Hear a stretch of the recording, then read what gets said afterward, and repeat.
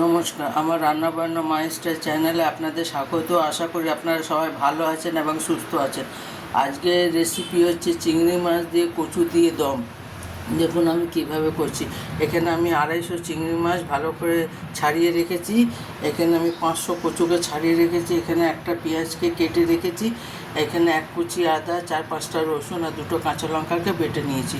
চলুন গ্যাসে কড়াটা বসিয়ে দিই। আমি গ্যাসে কড়াটা বসিয়ে দিয়েছি, এবার তেল দেবো।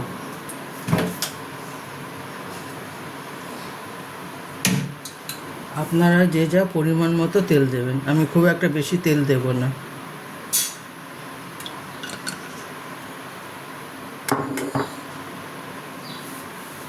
এবার তেলটা গরম হয়ে যাক।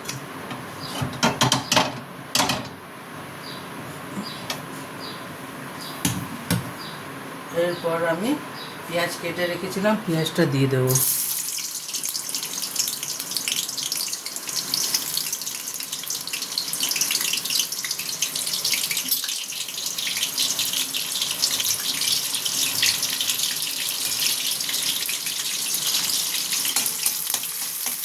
পেঁয়াজটা বেশি লাল করব না, হালকা ব্রাউন করব, কারণ বেশি লাল করলে পেঁয়াজটা তেতো হয়ে যাবে, তরকারিটাও ভালো হবে না।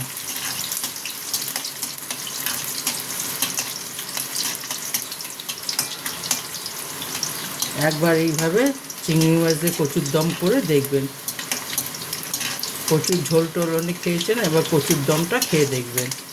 আপনি নিরামিষও করতে পারেন কচুর দম, কিন্তু চিংড়ি মাছ দিয়েও করলে স্বাদ হয়।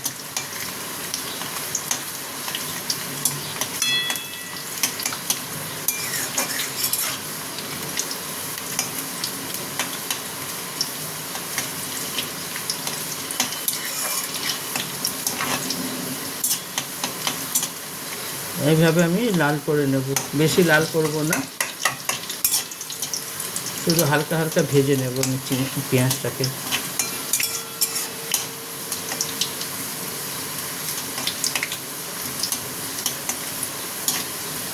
আমি আপনাদের এক একটা রান্না দেখাচ্ছি, কিন্তু আপনারা কেউ সাবস্ক্রাইব করছেন না, কমেন্ট করছেন না।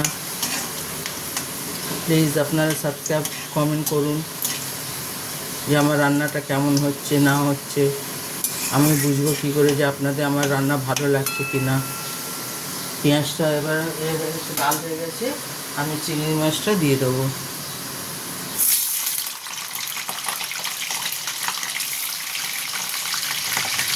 চিংড়ি মাছটা দিয়ে একটু ভালো মতন ভেজে নেব।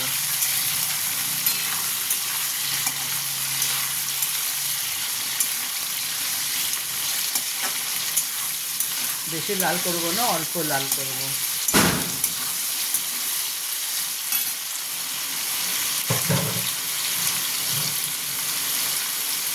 এরপর আমি এটাতে নুন দেবো, আপনারা যে যা স্বাদ অনুযায়ী নুন দেবেন।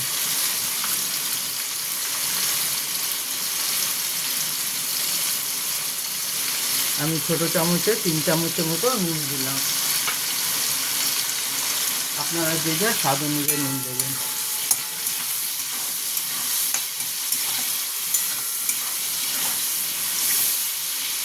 এবার আদা কাঁচা লঙ্কা বেটে রেখেছিলাম, সেটা দিয়ে দেবো।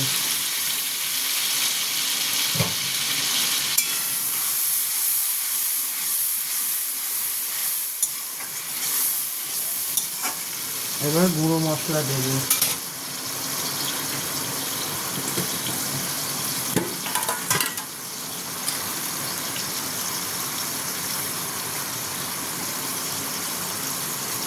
আমি 1 চামচ হলুদ দিলাম, 1 চামচ জিরে গুঁড়ো দিলাম, 1 চামচ ধনের গুঁড়ো দিলাম।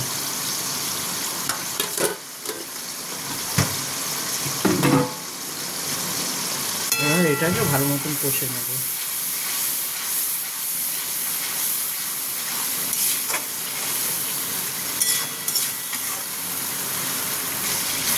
মশলাটা ভাজা ভাজা হয়ে এসছে, আদা রসুনের গন্ধটা চলে গেলে তারপরে আমি কচুটা দেবো।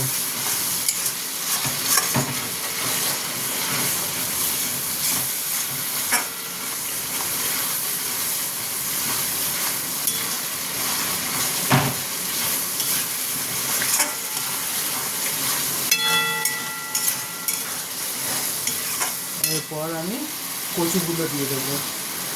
কচুগুলো মশলার সঙ্গেই কষবো, তাহলে কচুটা সেদ্ধ হয়ে যাবে।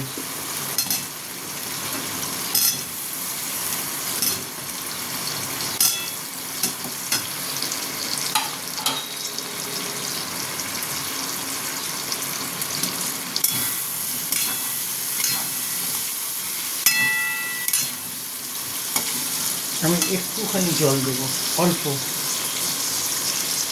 মশলা বসে যাচ্ছে বলে অল্প জল দিলাম।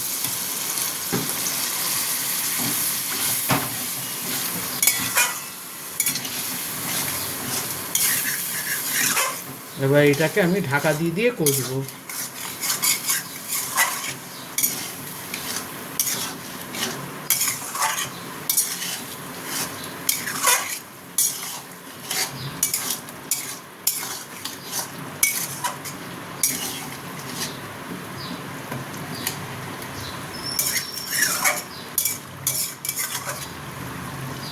এবার এটাকে আমি 10 মিনিটের জন্য ঢাকা দিয়ে দেবো। 10 মিনিট পরে আপনাদের দেখাচ্ছি। 10 মিনিটের জন্য ঢাকা দেব। এবার ঢাকাটা আমি সরিয়ে দেখব।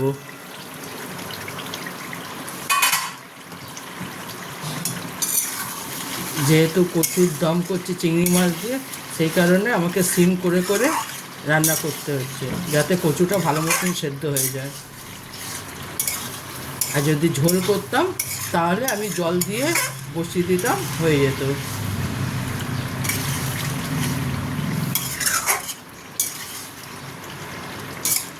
কচুর দম করলে একটু সময় লাগে।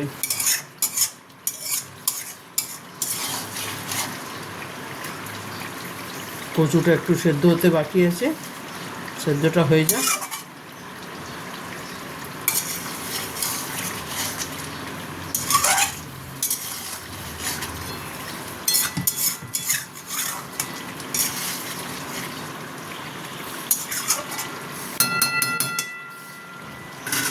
এবার আবার 10 মিনিটের জন্য ঢাকা দিয়ে দেবো। এরপর আমি ঢাকাটা সরাবো।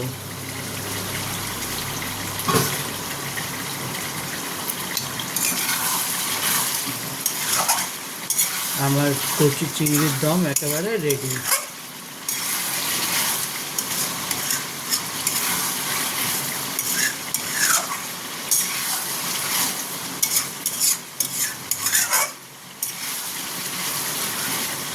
আপনারা এটাতে চাইলে ধনেপাতা দিতে পারেন, গরম মশলা দিতে পারেন। আমি এখানে গরম মশলা দেব, যেহেতু দম করছি সেই কারণে আমি গরম মশলা দেব।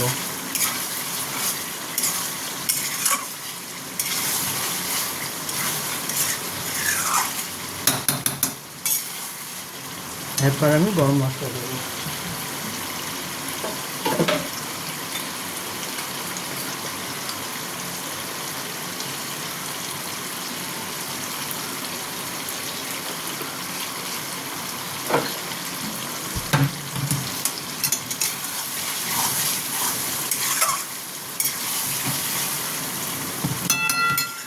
ব্যাস একেবারে তৈরি, এবার নামিয়ে নেব। দেখুন আমার কচুর দম একেবারে রেডি। আপনারা একবার এইভাবে রান্না করে দেখবেন, কেমন লাগে অবশ্যই আমাকে কমেন্ট করে জানাবেন। আমার রান্না বান্না মায়ের স্টাইল চ্যানেলটা দেখার জন্য আপনাদের ধন্যবাদ। ভগবানের কাছে প্রার্থনা করি আপনারা সবাই সুস্থ এবং ভালো থাকুন। আর আমার চ্যানেলটা সাবস্ক্রাইব করবেন, লাইক করবেন, কমেন্ট করবেন। থ্যাংক ইউ আমার চ্যানেলটা দেখার জন্য।